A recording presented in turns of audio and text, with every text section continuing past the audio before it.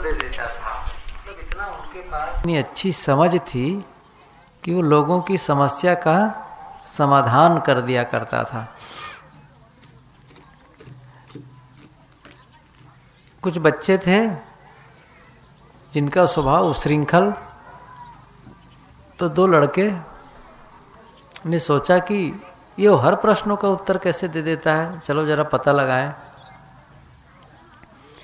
गए, रास्ते में एक चिड़िया के बच्चे को हाथ में रख लिए और उस ज्ञानी महात्मा के पास पहुंचकर कहते हैं, हमने सुना है कि आप सभी प्रश्नों का उत्तर देते हैं, जरा आप बताएं, ये हमारे मुट्ठी में चिड़िया है, वह जिंदा है या मरा हुआ है, जिंदा है या मरी हुई है। तो उस ज्ञानी महात्मा ने कहा कि बच्चों, यदि मैं कहता हूँ कि चिड़िया जिंदा है तो तुम हाथ मुट्ठी को जोर से दबा दोगे और मर जाएगी ये। और यदि मैं कहता हूँ ये मरी हुई है तो तुम क्या करोगे, हाथ को खोल दोगे और उड़ जाएगी वो। कहने का मतलब जीवन और मृत्यु को तुम अपने हाथ में थामे हो, जीवन और मृत्यु को तुम अपने हाथ में थामे हो। इसी प्रकार से हम अपने जीवन को भी सफल बना सकते हैं और असफल बना सकते हैं, जीवन का निर्माण कर सकते हैं और जीवन का बिगाड़ कर सकते हैं। ये क्या है, दोनों अपने हाथ में है। हम चाहें अपने जीवन का उत्थान कर सकते हैं, हम चाहें अपने जीवन का पतन कर सकते हैं। कुम्हार को बर्तन बनाते आप लोगों ने देखा होगा, चक्र होता है, उस पर मिट्टी रख देता है और विभिन्न प्रकार के बर्तन वो बना करके जैसी उसकी मर्जी में आता है वैसा वो बर्तन बनाते जाता है। ऐसे ही हम अपने जीवन के लिए कुम्हार के समान हैं, हम जैसा चाहें बना सकते हैं। जीवन का निर्माण किसी दूसरे के द्वारा नहीं होता है। ये सच है कि जन्म माता पिता के द्वारा होता है और कुछ दिनों तक माता पिता के संरक्षण में बच्चा का लालन पालन होता है, लेकिन जब से होश संभालता है तब से उसकी जिम्मेदारी हो जाती है। बड़े होने के बाद हमारी जिम्मेदारी हो जाती है कि हम जीवन को अच्छा बनाएं या फिर इसको साधारण बना करके रखें। बहुत समय बीत जाता है, लोगों को यह अनुभव ही नहीं होता है कि जीवन का निर्माण हमें कैसे करना चाहिए, और इसीलिए एक सामान्य सी जिंदगी जीते जाते हैं। उन्हें जीवन में सुख और शांति का वैसा अनुभव नहीं होता है जैसा उन्हें करना चाहिए। कभी कोई त्योहार आ गया घर में, कभी कोई फंक्शन आ गया, कभी मित्रों से मिलना हो गया तो कुछ हंसी खुशी और विनोद की चर्चा जरूर हो जाती है, लेकिन अंतर मन में कुछ ऐसा भाव छिपा रहता है जिससे वो कमी का अनुभव करता है और कहीं न कहीं लोगों को वो दोष देते रहता है कि अमुक के नाते, अमुक व्यक्ति के नाते, अमुक परिस्थिति के नाते मैं अपना जीवन सुखमय नहीं बना सका। लेकिन ऐसा शिकायत करके हम अपने जीवन को सुधार नहीं सकते हैं। जीवन को हम शिकायत करके नहीं सुधार सकते हैं। जीवन को हम कैसे सुधार सकते हैं? जिम्मेदारी स्वीकार करके। जीवन में हम जिम्मेदारी स्वीकारें कि इसका कारण मैं हूं, इसका कारण मैं हूं। सुबह से ही ये निर्णय ले लेना चाहिए कि आज का दिन मुझे प्रसन्न रहना है या नाराज रहना है। आप चाहें तो ऐसा कर सकते हैं। आप कहेंगे कि परिस्थितियां बदल जाती हैं, लोग हमारे अनुकूल नहीं हैं, ये भी सच है। और ये कभी नहीं होने वाला है कि लोग आपके अनुकूल रहें। कभी न कभी आपके कोई न कोई ऐसा मिलेगा जो आपके प्रतिकूल व्यवहार करेगा। हम पुराने संतों के बारे में या महापुरुषों के बारे में जब पढ़ते हैं तो साफ पता चलता है, जो लोग बड़े हुए हैं, अर्थात बड़े का मतलब जो महान हुए हैं, जिनको हम लोग महापुरुष कहते हैं, उनके जीवन को जब पढ़ते हैं, उनके जीवन वृत्त को पढ़ते हैं तो पता चलता है उनके बहुत से विरोधी थे। राम के जीवन को पढ़ के देखो, उनके जीवन में क्या विरोधी नहीं थे? रावण जैसा खूंखार बड़ा आदमी उनका विरोधी बना। अयोध्या में ही अयोध्या वासियों ने उनको उल्टा कहा। कृष्ण के जीवन में उनके विरोधी रहे। महावीर और महात्मा बुद्ध के जीवन में भी उनके विरोधी बने रहे। ईसा मसीह के बारे में तो हम लोग पढ़ते ही हैं, उन्हें क्रॉस पर चढ़ा दिया गया। मोहम्मद कितनी लड़ाइयाँ लड़ते रहे। कबीर के जीवन को देखो, 52 कश्नियों की चर्चा आती है, बहुत से विरोध उनको झेलना पड़ा। स्वामी दयानंद सरस्वती को जहर ही दिया गया, शुक्रात को जहर दिया गया। मीरा के जीवन को देखो, महात्मा गांधी के जीवन को देखो, नाम कहाँ तक लिया जाए। जो भी उस ऊंचाई में उठता है उसे विरोध झेलना पड़ता है, उनके विरोधी विचार वाले होते हैं। और हम ये कहें कि सभी लोग हमारे अनुकूल हो जाएं, परिवार के लोग, गांव के लोग, समाज के लोग सब हमारे अनुकूल हो जाएंगे, तभी हम अपने जीवन का विकास कर सकेंगे। ऐसा नहीं हो सकता है। विरोधी विचार वाले रहेंगे और परिस्थितियों में भी परिवर्तन होता रहेगा। आप कहेंगे जब चाहेंगे तब ठंडी लगे, जब चाहे तब गर्मी लगे, जब चाहे तब बारिश हो, जब हम चाहें तब बारिश न हो। ऐसे कैसे हो सकता है? आपके चाहने और नहीं चाहने पर भी कोई फर्क नहीं पड़ेगा, परिस्थितियों में परिवर्तन आएगा। और कई बार आप जो सोचे नहीं रहते हैं, ठीक उल्टा होता है। कई बार अच्छा जीवन बढ़िया चलते रहता है, ऐसा लगता है कि बड़ा आनंदमय जीवन बीत रहा है, खाने पीने की अच्छी व्यवस्था है, आमदनी का अच्छा स्रोत है, घर के लोग भी बढ़िया चलते रहते। अचानक ऐसी कोई घटना घट गई, घर में किसी का एक्सीडेंट हो गया, किसी की मृत्यु हो गई, कहीं चोरी डकैती हो गई, अपने को ही कहीं एक्सीडेंट हो गया। ऐसा लगता है कि कैसे हो गया सब। इसको रोका नहीं जा सकता है। और सही कहा जाए तो इस विकट परिस्थिति में भी अपने आप का संयम बनाए रखना है। इसी के लिए हमें अच्छे जीवन का निर्माण करना है। इसी के लिए साधना और भजन करना है। साधना और भजन किस लिए करते हैं? हम केवल मंदिर में गए और मंदिर में जाकर के ये कहें कि वहाँ तो जाना चाहिए, आश्रम जाना चाहिए, मंदिर जाना चाहिए, लोग जाते हैं इसलिए जाना चाहिए, ऐसा नहीं है। वहाँ जाकर के हम धर्म कर्म जो करते हैं, सही कहा जाए तो वहाँ धर्म कर्म की बहुत आवश्यकता नहीं है। वहाँ आप स्वाभाविक विनम्र हो ही जाते हैं। जैसे आप आश्रम में आए, संतों से मिले, तो क्या होगा? यहाँ कोई प्रतिकूल परिस्थिति आ भी जाएगी तो भी आप सहन कर लेंगे। जैसे समय से भोजन नहीं मिला तो भी कहेंगे ठीक है भाई, इन लोगों की व्यवस्था है। या आपके मन अनुकूल भोजन नहीं मिला तो भी आप शिकायत करने नहीं जाएंगे। या किसी संत ने आपको डांट दिया तो भी कहेंगे ठीक है भाई, महात्मा है। तो ये आप स्वाभाविक रूप से विनम्र हो जाएंगे। किसी मंदिर में गए तो वहां जाकर के सिर झुकाएंगे ही, मूर्ति के सामने प्रणाम करेंगे ही उनको, क्योंकि वहां आपकी विनम्रता दिखती है। वहां आप अहंकारी नहीं होते हैं, वहां आप सहनशील होते हैं। लेकिन यह विनम्रता और यही सहनशीलता जब आप घर में जाके करते हैं, तभी वह धर्म स्थल में जाने का मतलब है। आपको घर में भी समय से भोजन नहीं मिला, किसी कारण देर हो गई, तो वहां भी सहना सीखना चाहिए।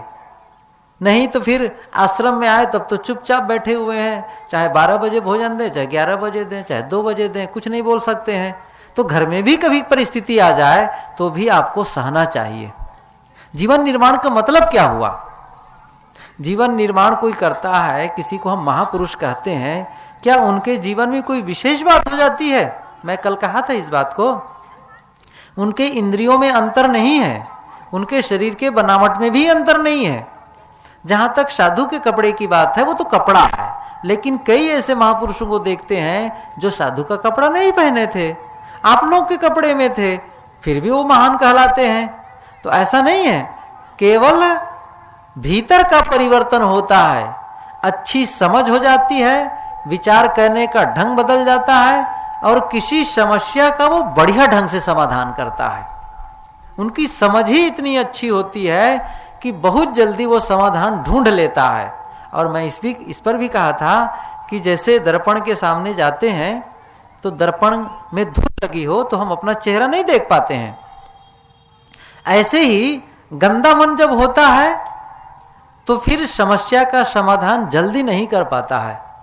निर्मल मन वाला ही जीवन में आई हुई समस्या का समाधान कर पाता है। इसलिए हमारी सबसे बड़ी जिम्मेदारी क्या है? भीतर की सफाई करें। बाहर की सफाई तो हम लोग बहुत प्रेम से कर लेते हैं, लेकिन अंदर की गंदगी के प्रति हमें चिंता नहीं है। और ये सफाई के पहले हमें क्या करना है, कौन सी सावधानी बरतनी है? इसके लिए सावधानी बरतनी चाहिए कि जो हम अंदर ग्रहण कर रहे हैं वही आपको सुधार की आवश्यकता है। सबसे पहले हमें क्या करना है, जैसे कोई बर्तन हो तो बर्तन में जो हम सामान रखते हैं, जो चीज रखते हैं, वही समय से उससे निकालते हैं। जिसको सदगुरु कबीर ने कहा है, जो रहे करवा सो निकरे टोटी, ये एक उनकी पंक्ति है। जो रहे करवा सो निकरे टोटी। करवा वह बर्तन, वह घड़ा जिसमें टोटी लगी हो। और इसको मैं सरल ढंग से आप लोगों के सामने कहूँ, जिसको आप लोग चाय के लिए परसने के लिए केटली रखते नहीं है, केटली, तो उसमें टोटी ऐसे पाइप टाइप का लगा होता है जिससे आप लोग चाय या दूध डालते हैं। तो उस केटली में आप लोग दूध रखेंगे तो दूध निकलेगा, चाय रखेंगे तो चाय निकलेगी, पानी रखेंगे तो पानी निकलेगा, घी रखेंगे घी निकलेगा, शराब रखेंगे शराब निकलेगी। तो जो उसमें डालेंगे वही निकलेगा। वैसे ही हमारा हृदय भी एक पात्र है, हम इसमें जो डालते हैं वही बाहर निकालते हैं। तो सावधानी कहां करनी चाहिए? हम डालने के पहले ही सावधान हो जाएं, क्योंकि जब वहां से बाहर निकलेगा कोई सामान तो वही हमारे जीवन में घटेगा, वो हमारे जीवन में घटेगा, उसका अनुभव करेंगे हम। जैसे हमने गंदे विचार मन में डाला तो गंदे विचार ही तो मन में आएगा। अच्छे विचार हम डाले हैं, अच्छी पुस्तकों को पढ़े हैं, सत्संग सुने हैं, तो अकेले में जब जाएंगे तो कौन से विचार आएंगे? अच्छे विचार आएंगे। आप चोरों के पास बैठिए और चोरी के बारे में तमाम चर्चा सुन लीजिए तो आपका मन भी गंदा होगा। और पराई स्त्री की जो चर्चा करते हैं, पराये पुरुष की जो चर्चा करते हैं, ऐसे लोगों के पास बैठेंगे तो क्या होगा? वही मन में आएगा। तो हम स्वाभाविक ही भोजन ही गलत करते हैं। यहां भोजन का मतलब है इंद्रियों से जो आहार करते हैं। जैसे भोजन में आप बहुत मिर्चा वाला भोजन करेंगे तो तकलीफ आपको ही तो होगी ना। बहुत मिर्चा है और उसको आप खाए जा रहे हैं, ये कह रहे हैं कि खाने में बड़ा अच्छा लगता है, लेकिन उसका परिणाम बाद में आएगा, तुरंत नहीं आएगा, बाद में आएगा। इसी ढंग से आप सात्विक भोजन करते हैं तो उसका भी परिणाम बाद में आएगा। इसलिए हमें क्या करना है? आहार करते समय, आहार का मतलब है इंद्रियों से जो ग्रहण करते हैं, आंख से, नाक से, कान से, जीभ से, चाम से, ये इंद्रियां हैं, ये छिद्र हैं, इसी से हम ग्रहण करते हैं। आंख से रूप देखते हैं, अच्छा रूप, खराब रूप, और ऐसे भी रूप देखते हैं जिससे हमारा मन चंचल हो जाता है। वैसे रूप नहीं देखना चाहिए, जिससे हमारा मन संयमित हो, संतुलित हो, जिसको लेकर के मन में उद्वेग न हो, ऐसे रूप को देखना चाहिए। और वैसी परिस्थिति बन जाए उससे अपने आप को समेट लेना चाहिए। देर रात में आप टीवी देखेंगे, अश्लील चित्रों को देखेंगे, अश्लील सिनेमा देखेंगे, तो जब आप सोएंगे तो आपके मन में बीज क्या रहेगा? वही का। सुबह जागेंगे तो उसी की याद आएगी। कहाँ से लगा जाएगी? जो आप डालेंगे वही निकालेंगे। आप किसी की चुगली, किसी की निंदा, किसी के दोष के बारे में चर्चा कर रहे हैं 2-3 लोग मिल करके एक साथ, तो आपके कान में जो गया वही आपके हृदय में इकट्ठा होगा, वही आपका मन बनेगा। इसलिए अच्छा मन बनाने के लिए हमें अच्छे विचारों को ग्रहण करना चाहिए। अच्छे विचार, अच्छा मन बनाने के लिए हमारा मन हमारे लिए बेहद महत्वपूर्ण है, वही जीवन का निर्माण करता है। अच्छा आदमी का मतलब होता है अच्छा स्वभाव वाला आदमी। तो मैं कह रहा था कि अच्छा आदमी का मतलब होता है अच्छा स्वभाव वाला आदमी। अच्छा आदमी का मतलब वह केवल सुंदर दिखता हो ऐसा नहीं है, सुंदर भी हो, उसका नहीं है कि वो खराब दिखता है, चेहरे से भी सुंदर होता है। इसलिए अच्छा आदमी का मतलब जिसका स्वभाव अच्छा है। हम सबको अच्छा स्वभाव बनाने के लिए परिश्रम करना चाहिए। अच्छा स्वभाव बनाने के लिए परिश्रम करना चाहिए। ऐसी आदत न डालें जीवन में जो हमारे लिए दुखप्रद हो। आदतें कौन अच्छी हैं इसके बारे में थोड़ी सी बताऊं। आदतें कौन अच्छी हैं? वही आदतें अच्छी हैं जो हमारे विकास में, हमारी समृद्धि में, हमारी शांति में सहयोग करे। और वह आदत हमारे लिए गलत है जो हमारी समृद्धि में, हमारी प्रसन्नता में बाधा उत्पन्न करे। वो कौन सी आदत है? जो हमारी विकास में और हमारे शांति में बाधा उत्पन्न करे। यदि ऐसा है हमारे जीवन में, हमारी आदतें हैं, तो उन्हें हमें बदल देना चाहिए। इसके लिए कोई दूसरा जिम्मेदार नहीं है, हम जिम्मेदार हैं।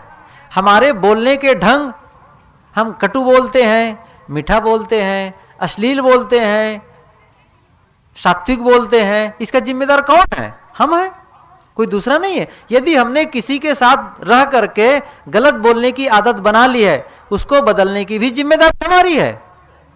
ये भी ध्यान दीजिए। गलत खाने पीने की आदत हम बना लिए हैं, तो फिर उसको भी बदलने की जिम्मेदारी हमारी है।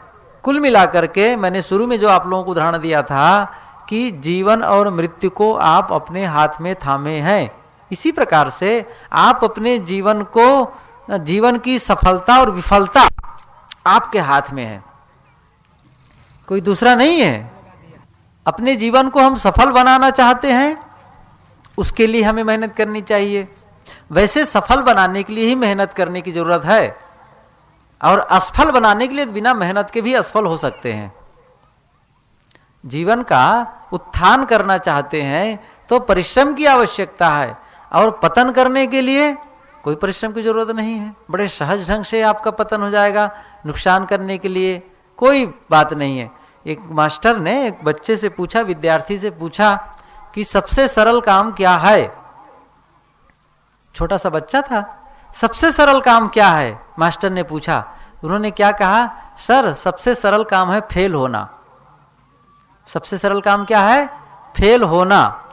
पास होने में तो मेहनत है और फेल होने में कोई मेहनत नहीं है। इसी प्रकार जीवन को आप सफल बनाना चाहते हैं तो आपको मेहनत करने की जरूरत है, और जीवन को असफल बनाना चाहते हैं तो फिर इसके लिए मेहनत की जरूरत नहीं है। बड़े सहज ढंग से आप असफल हो सकते हैं। इसलिए यदि जीवन मिला है सुंदर बनाने के लिए, जिससे हमारी सुख शांति की वृद्धि हो। गुरुदेव जी ये उदाहरण दिया करते हैं व्यापार का। वही व्यापारी सफल माना जाता है जो जिसका मूलधन बना रहे और हर वर्ष उसमें वृद्धि हो, निरंतर वृद्धि हो। मान लो कोई 50,000 रुपये ले करके दुकान शुरू करता है तो 50,000 तो बचा रह जाए, बल्कि अगले साल 55 हो, 60 हो, 70 हो, ऐसा क्रमशः बढ़ता जाए तो अब कहते हैं यह व्यापार सफल है। और 50,000 तो स्थिर नहीं है, बल्कि वो घट रहा है, 40, 30, 25, तो क्या कहते हैं उसको? असफल है, वो व्यापारी असफल है। ऐसे ही हमारे जीवन की सुख समृद्धि, मन की प्रसन्नता, जीवन बढ़ते बढ़ते ये भी बढ़े। जीवन तो स्वाभाविक बढ़ रहा है, काल का परिवर्तन हो रहा है, उम्र तो बढ़ी जा रही है। जो आज 50 का है, साल भर के बाद 51 का हो जाएगा, 2 साल के बाद 52 का हो जाएगा। लेकिन उसी के साथ मन की प्रसन्नता भी बढ़नी चाहिए, उसमें भी विकास होना चाहिए। अर्थात आज से 2 साल पहले जितना मैं आनंदित रहता था, जितना अच्छा लगता था जीवन को, आज और अच्छा लगता है, और अच्छा लगता है, सब लोग अच्छे लगते हैं। ऐसा सुखमय अनुभव करते जाएं। और कहीं ऐसा हो पहले तो बड़ा अच्छा लगता था, अब तो दुखमय हो गया जीवन, शिकायत भरा जीवन हो गया, इसका मतलब यह हुआ हमने जीने का ढंग सही नहीं जिया है, गलत ढंग से जिया है। इसके लिए आप कहें कि कोई भगवान जिम्मेदार है, हमारे भाग्य में ही नहीं लिखा है, ये बात नहीं है। किसी का भाग्य गलत नहीं होता है, भाग्य का निर्माण हम स्वयं करते हैं। और कोई ईश्वर भी अलग से नहीं बैठा है, कोई ईश्वर ब्रह्म परमात्मा भी अलग से नहीं बैठा है, जो हमें मन चाहे अपने ढंग से हमें परिवर्तित कर दे। अर्थात हम अच्छा होना भी चाहें और जबरदस्ती हमको वो गलत रास्ते में फेंक दे या ढकेल दे, ऐसा नहीं होगा। हम अच्छा होना चाहेंगे तो कुदरत तो सहयोग करता है, प्रकृति हमें सहयोग करती है। ऐसा नहीं है कि हम गलत भी जाना चाहें तो अच्छा हो, वो हमारे ऊपर निर्भर करता है। आप लोगों के बीच में कह रहा था कि हम सब अपने जीवन का निर्माता हैं, आपो ही करता भय कुलाला। साहब की एक पंक्ति है कि आप जैसे कुम्हार मिट्टी को जैसा चाहता है वैसी आकृति देता है, वैसे ही हम सब अपने अपने जीवन के निर्माता हैं। अपने जीवन का निर्माण हम कर सकते हैं। और ये कैसे होगा? हम अपने आप को बदल करके, अपने स्वभाव को अच्छा बना करके। और स्वभाव को अच्छा बनाने के लिए प्रक्रिया क्या है? अच्छे विचारों को सुनना, अच्छे विचारों को पढ़ना, जो जीवन निर्माण संबंधित होती हैं। वैसे आप जैसे धन का विकास करना चाहते हैं तो उसके बारे में कुछ सीखते हैं। किसी भी क्षेत्र में आदमी सफल होना चाहता है तो उस क्षेत्र में ज्ञान हासिल करता है। कोई चिकित्सा के क्षेत्र में मजबूत और परिपक्व होना चाहता है, सफल होना चाहता है, तो फिर चिकित्सक से मिलता है, चिकित्सा संबंधी शास्त्रों का अध्ययन करता है।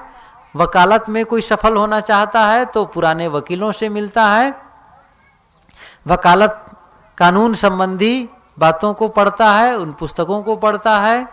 इसी प्रकार से अन्य भी, इसी प्रकार हम अच्छा बनना चाहते हैं, अच्छा मन वाला बनना चाहते हैं, अच्छा स्वभाव वाला बनना चाहते हैं, अच्छा जीवन निर्माण करना चाहते हैं, तो ऐसी पुस्तकों को पढ़ें जिसमें अच्छे जीवन निर्माण की बातें बताई गई हैं। और उन लोगों से मिले, एक जैसे कहते हैं रोल मॉडल, तो कोई होना चाहिए कि हम ऐसा बनना चाहते हैं, ऐसा होना चाहते हैं। कोई ऐसा आदर्श पुरुष हो कि वो फिर उनके बारे में पढ़ें कि वो कैसे अपने जीवन का विकास किया है, किस प्रकार से वो समस्या, वो बाधाओं को उन्होंने दूर किया है। अपने जीवन में जो बाधाएं आई हैं उनको कैसे उन्होंने दूर किया है और कैसे अपने जीवन का विकास किया है। तो इस ढंग से भी हम अपना जीवन सुधार सकते हैं, ऐसा जीवन हम विकास कर सकते हैं। और इसके लिए हमें स्वतः मेहनत करने की आवश्यकता है। बाहर से लोग प्रेरित करते हैं, लेकिन जब आंतरिक प्रेरणा होती है, स्वतः प्रेरणा होती है, तो ज़्यादा कारगर होता है। क्योंकि बाहर के लोग कुछ समय कह के चले जाते हैं, हर समय रहते नहीं हैं। जैसे कि ये 3 दिनों का सत्संग हुआ, तो 3 दिनों में आप जो अच्छे विचार सुनेंगे, यह जरूरी थोड़े है कि आपको हर समय बात याद बनी रह जाए, नहीं रह सकती। यहाँ कुछ बातें बताई जाएंगी जिससे हम थोड़ा सा जागरूक हो सकते हैं। तो यहाँ जो बात बताएं, यहाँ जो विचार सुने, उसको लेकर के हमें खोज करनी चाहिए। सचमुच जो बातें बताई जा रही हैं, अच्छे स्वभाव के संबंध में कहा जा रहा है, अच्छी आदत के बारे में कही जा रही है, वो कैसे संभव है? इसके लिए जब आप खोज करेंगे तो आपको वो रास्ता मिलेगा। आप जब प्रयास करेंगे तो निश्चित है आपको, आप प्रयास कर, आप पहले ही आप मान लेंगे कि अच्छा जीवन बनाना संभव नहीं है, पहले ही निर्णय कर लेंगे तो फिर आप बना ही नहीं सकेंगे। जैसे किसी चोटी पर चढ़ना आप असंभव मानते हैं तो चोटी पर जाने वाले रास्ते को भी नहीं ढूंढते, लेकिन जब आप मानते हैं कि उस चोटी पर चढ़ना संभव है तो आप रास्ता ढूंढने लग जाते हैं और आपको रास्ता मिल जाता है। इसी प्रकार जीवन की ऊंचाई पर, जीवन की चोटी पर आप जाना चाहते हैं, सर्वोच्च स्थिति में जाना चाहते हैं, और तो आपको मिलेगा, लेकिन आप उसे असंभव मान लेंगे। हम कहाँ कर पाएंगे, हम सामान्य गृहस्थ हैं, हम तो कामकाजी आदमी हैं, ये सब साधु संत का काम है, हमसे संभव नहीं है, ऐसा जब मान लेंगे तो सचमुच आप उसके लिए प्रयास भी नहीं करेंगे। लेकिन ये मानेंगे कोई भी और कभी भी देरी कभी भी नहीं होती है। उम्र चाहे जो हो, आपकी उम्र चाहे जितनी हो गई हो, आप अपने जीवन का परिवर्तन कर सकते हैं। ऐसा नहीं है कि आप सोचें कि ये तो बच्चे पने में ही सुधर गया तो सुधर गया, जवान हो गया तो कड़ गया, अब कहाँ सुधार संभव है, बूढ़े को सुधरना संभव नहीं है। ऐसा नहीं होता है। जब से आप जागते हैं, जब से सावधान होते हैं, तभी से परिवर्तन कर सकते हैं। इसके लिए ज्यादा आवश्यकता क्या है? आपकी इच्छा शक्ति। हम सब जिस चीज की इच्छा करते हैं वह काम कर लेते हैं। हमारी इच्छा होनी चाहिए, वो धधकती इच्छा जिसे कहते हैं। एक सफल होने के संबंध में एक उदाहरण आता है। शुक्रात के लिए कहा जाता है कि उनको एक युवक ने पूछा कि मैं सफल होना चाहता हूं, इसके लिए मैं क्या करूं? तो उन्होंने कहा कि ठीक है, कल नदी किनारे मिलना। तो नदी किनारे मिलने की बात हुई और सुबह के समय में जब वो नदी किनारे गए तो कहे चलो आओ स्नान करते हैं। तो नदी में जब गए तो जब गले तक पानी आ गया तो शुक्रात ने किया कि उस युवक का उसको पानी के अंदर दबा दिया। जब पानी के अंदर दबा दिया तो छटपटा रहा था लड़का, बहुत परेशान, और तब तक नहीं छोड़ा जब तक उसका शरीर नीला नहीं पड़ गया। और जब बाहर आया तो सुकरात ने पूछा, ये बताओ कि अंदर में सबसे, मैं आप लोगों के बीच कह रहा था कि उन्होंने जब नीचे दबा दिए पानी में, तो जब बाहर आया तो कहा कि पानी के अंदर जब थे तो तुम्हें सबसे ज़्यादा आवश्यकता किसकी थी? उन्होंने कहा सबसे ज़्यादा आवश्यकता मैं हवा की महसूस कर रहा था, हवा। उन्होंने कहा यही सफलता का राज है। जिस प्रकार हवा के लिए आप बेताब थे, उसी प्रकार आप अपने जीवन को सफल बनाने के लिए बेताब हो जाएंगे तो आपका भी जीवन सफल हो जाएगा, जीवन अच्छा हो जाएगा। हम सब यही चाहते हैं कि यहाँ से अच्छे विचार सुने, अच्छे विचार पढ़ें और अपने जीवन को अच्छा बनाएं। गुरुदेव जी विराजमान हो चुके हैं। मैं अपनी वाणी को विराम देता हूँ और